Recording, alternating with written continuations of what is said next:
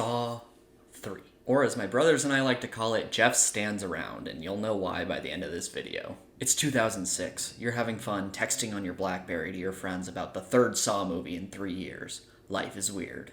So this movie picks up right where the second one left off, and then after the first scene it jumps a little bit further in the future, but for all intents and purposes, this movie takes place around the same time period as the second one. Right off the bat, I'll tell you that there will be minor spoilers for Saws 1 and 2 here, but I figured if you're already watching this video, you've either already seen those movies or don't care about spoilers, so I'm going to try to keep them to a minimum, but they're going to be there.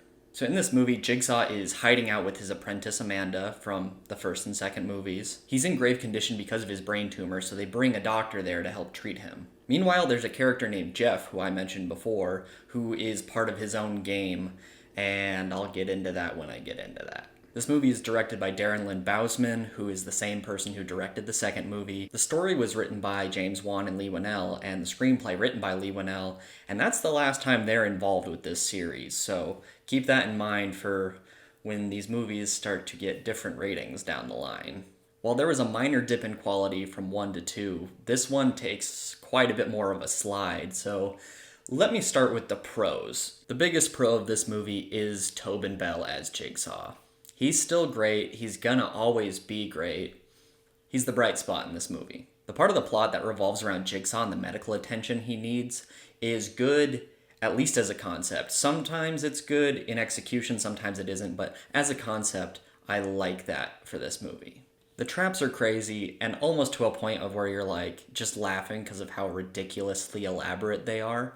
Not because you're like, whoa, that's so scary. It's just, now it's fun to see what kind of crazy stuff they're going to come up with. And the last pro, there's an operation scene that's really crazy and cool, and it's probably the best scene of the movie.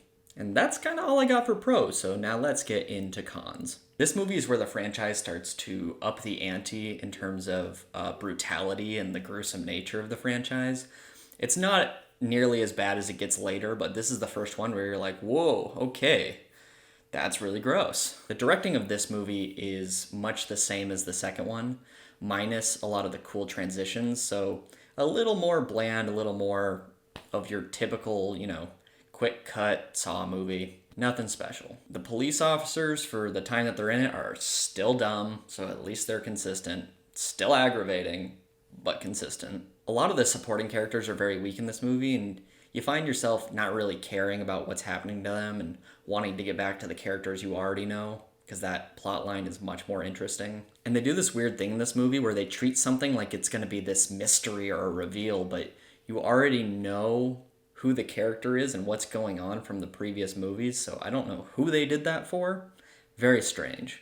So Jigsaw's always been a smart guy, but in this movie he gets almost omnipotent because he knows things that he should have no way of knowing about the people in his traps and in the world around him. And the character of Jeff. Jeff is a character that is extremely aggravating because he just stands around for a lot of the movie. When he's faced with a task where he has to make a quick decision, he just stands there like a doofus. And it's so maddening. You just sit there and you want to scream at the TV. You're like, Jeff, do something, dude, come on. On top of that, Jeff's character kinda sucks. I don't like him as a person. I don't want to be watching what's going on with him. That whole plot line with Jeff is not great, and it's half of the movie. Also, there are a ton of flashbacks in this movie that are unnecessary. They almost feel just like fan service for fans of the first two, because they go back and they try to show you how something was set up in the first or second movie, or how they got to that point, and nobody cares. I sure didn't care how they got there. I want to see a new development in the story. I don't want to keep going back to something that doesn't matter anymore. And because of all the flashbacks and Jeff just standing around and dragging his feet, this movie can get really boring and feel really long at times. This movie also does that thing where they introduce little characters or things in the plot that don't really matter to this movie, but they're setting something up for the next sequel, and that is annoying. Just make something your own movie. You don't always have to be setting up the next story. I know this is Saw and that's all they do, but this is kind of where that started, and I don't like it. And finally, the twist at the end isn't great.